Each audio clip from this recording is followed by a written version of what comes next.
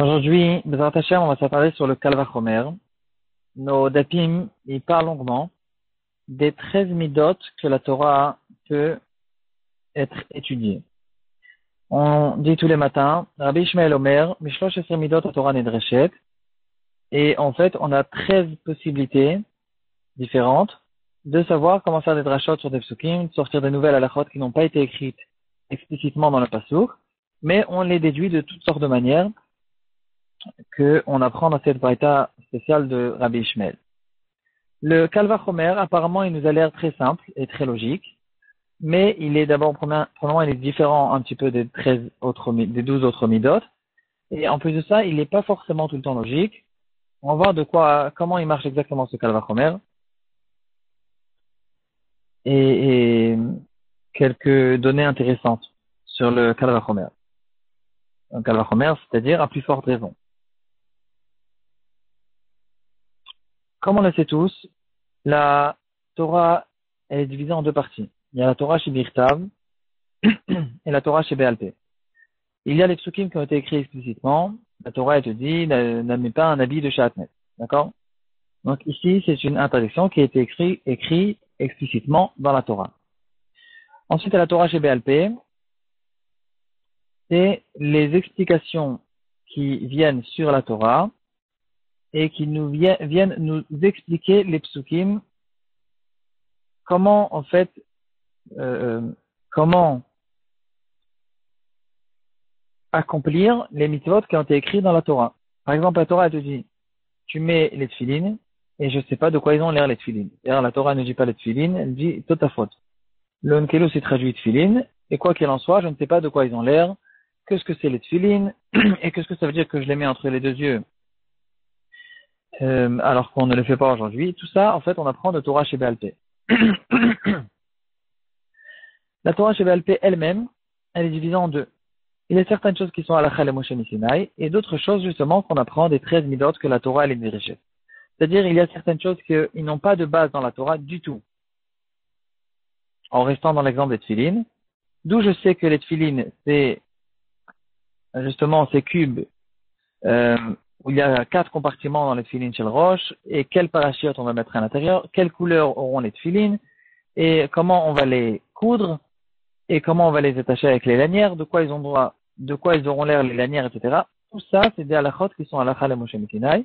Dans la Torah, il y a écrit que le mot totafot, et tout le reste, c'est tout à fait un complément qui vient avec la halakha le Moshe Sinai, et on ne le sort pas du pasuk lui-même. La deuxième partie de la Torah chez Béalpé, c'est certaines halachot qui ne sont pas halakha le Moshe Sinai, mais qu'on les a sortis des psukim grâce aux 13 midot qui nous donnent la possibilité de sortir des psukim toutes sortes de nouvelles halachot, d'explications, de mitzvot, de averot, etc. La vérité est que même les 13 midot elles-mêmes n'ont pas été écrites dans la Torah, et elles-mêmes on les a reçues par une halakha le Moshe Sinai. Donc finalement, tout a été donné bien sûr à Moshe Rabbeinu, que ce soit la Torah chez Birtav ou la Torah chez Béalpé, mais il y a certaines choses qui ont été écrites explicitement, d'autres choses qui sont restées en Torah orale, que Hachem il a aussi donné à Moshe Rabbeinu, et Moshe Rabbeinu il nous a donné, mais qui n'ont pas de remède dans le pasuk, et d'autres choses que ils sont sous forme de 13 possibilités comment expliquer les psukim. Ces 13 possibilités sont des règles générales qui nous ont aussi été données par la halakha le Moshe Sinai, mais ensuite les Chachamim ils ont eu, après qu'ils ont reçu au fait des outils comment faire les drachot des psukim, ils font les psukim tout seuls et ils sortent de nouvelles halachot avec les 13 midot. Le Kal Vachomer, il est différent des autres midot que la Torah a été nedreshet. Il a été lui-même explicité dans la Torah. Rashi, à plusieurs reprises, il dit, voici, ça c'est un des 10 Kal Vachomer qui ont été écrits dans la Torah, par exemple. On retrouve, les frères, ils ont dit à Yosef, si déjà l'argent qu'on a retrouvé dans nos sacs, on te l'a rendu, alors Kal Vachomer, qu'on ne veut pas te voler le verre, comment ça s'appelle? Le de quoi que ce soit, puisqu'on t'a rendu l'argent, Kalvachomer, qu'on ne veut pas te voler certaines choses de ta maison. Voici un Kalvachomer. Plus que ça, ici on retrouve en fait la logique du Kalvachomer. Mais on ne retrouve pas forcément qu'on a la possibilité, nous, de faire le Kalvachomer nous-mêmes des psukim de la Torah et d'apprendre des nouvelles halachot qui n'ont pas été écrites sous forme de dire, si déjà cette chose-là qui n'est pas tellement grave, alors la Torah, elle a donné cette halakha, Kalvachomer, quelque chose qui est encore plus grave, on va retrouver cette halakha. On retrouve un autre Kalvachomer qui nous rapporte une halakha à propos de Myriam. Myriam, elle a dit à sa hauteur un certain Lashon Hara sur Moshe Rabbeinu, elle a eu la lèpre. Et là, Akadosh Baruch Hu dit à Moshe, si son père était fâché sur elle, alors elle devrait se mettre à l'écart pendant 7 jours. Alors Kalvachomer, si Hachem lui-même il est fâché sur elle, qu'elle doit sortir du camp pendant 7 jours. Et voici un Kalvachomer qui nous donne une halakha. D'ailleurs, ce Kalvachomer, c'est le Kalvachomer principal, c'est le père de tous les Kalvachomer qui nous apprend qu'on fait les Kalvachomer dans la Torah. Et c'est pour ça que le Kalvachomer porte son nom, Kalvachomer. Parce que, réfléchissons, le Kalvachomer, il peut être dans les deux sens.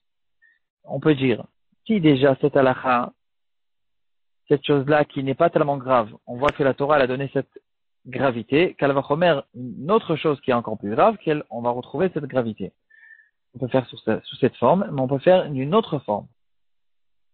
Si déjà quelque chose qui est tellement grave, et quand même la Torah elle a permis, et elle a permis certaines choses dans cette chose-là qui est grave, Kalvachomer, des choses qui sont moins graves qu'on va permettre.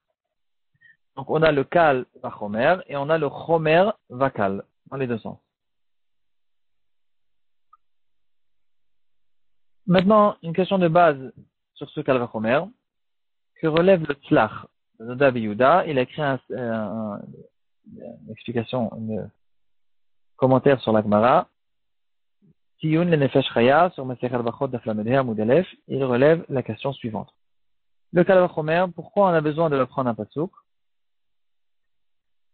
Pourtant, c'est quelque chose qui est le plus logique possible.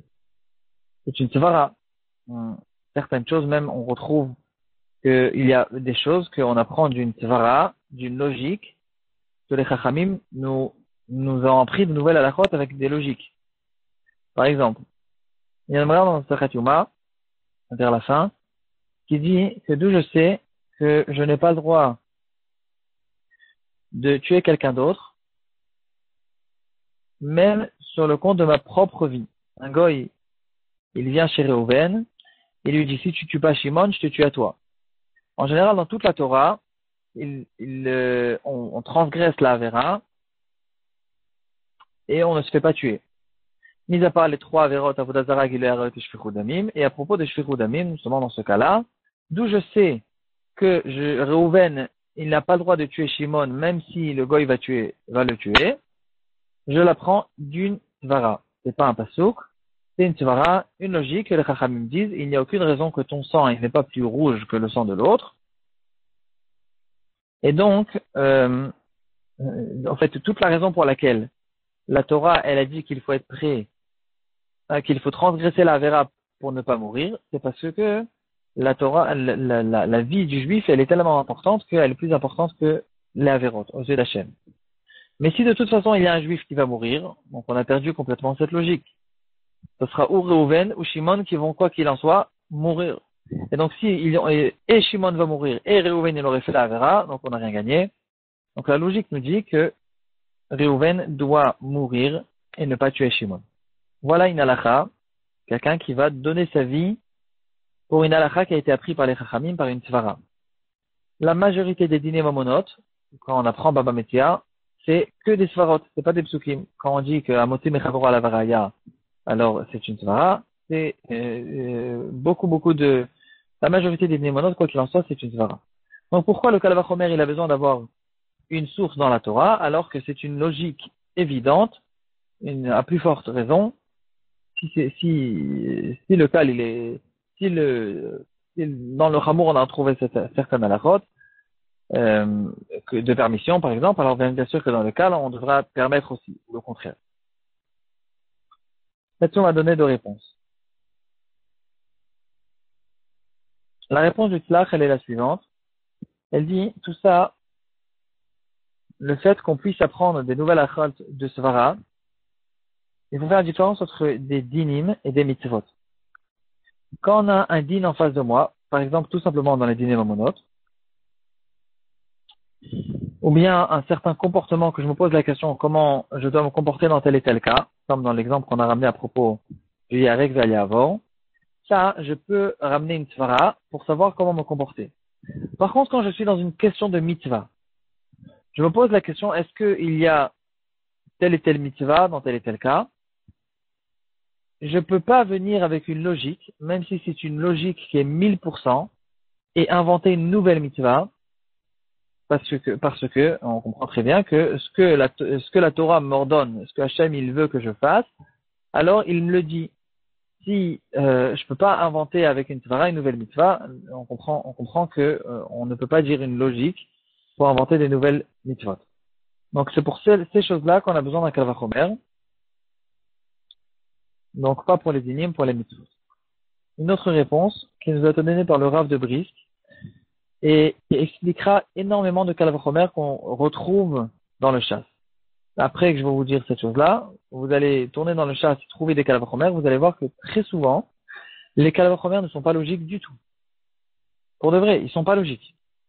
Par exemple, on a l'habitude de faire un kal vachomer, on s'attrape sur un certain paramètre qui se trouve dans un certain halakha, en fait, on ignore tous les autres paramètres de ce sujet, et on dit voici ce paramètre, on voit ici qu'il y a une khumra.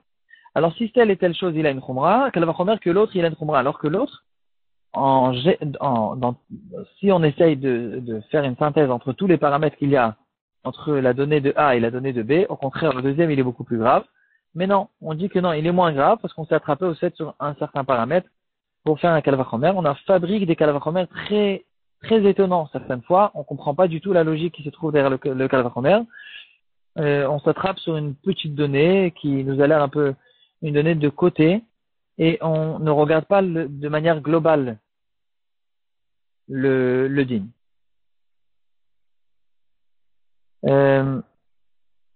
J'ai pas maintenant un exemple. C'est dommage que j'ai pas un exemple à vous donner maintenant sur place, mais c'est quand même quelque chose qu'on retrouve énormément dans le chasse. Il est possible que la majorité des kal vachomer ils sont sous cette forme-là, et c'est pour ça nous dit le Briskerov qu'on a besoin de kal vachomer pour nous apprendre, pas que dans les cas où le kal vachomer il est une logique entière et complète. Il y a une halakha qui est ramour dans tous les paramètres de cette halakha, et l'autre halakha qui est kal, et on est intéressé d'apprendre l'une de l'autre. Même dans les kal vachomer qui nous a l'air, qui pour de vrai ne sont pas logiques, quand même, il y a une halakha spéciale, cette halakha qu'on apprend de la Torah, on peut faire une rachat de kal vachomer même sous cette forme, même quand il n'y a pas la logique, on apprend, on utilise un certain paramètre pour juger cette chose-là comme kal, on utilise un autre paramètre, ou plutôt le même paramètre qui n'existe pas chez l'autre, pour juger au fait la deuxième dîne comme chamour, et construire un kal vachomer de cette manière-là.